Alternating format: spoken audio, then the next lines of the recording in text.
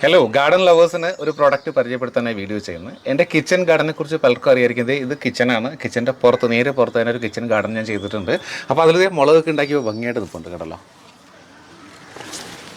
അത്യാവശ്യം വലിയ മുളകുകളാണ് ഉണ്ടായിരിക്കുന്നത്. ഇവിടെ കണ്ടോ, ഇവിടെ കുറേ മുളകുണ്ട്. പിന്നെ ഇവിടെ വഴുതനയൊക്കെ നട്ടിട്ടുണ്ട്.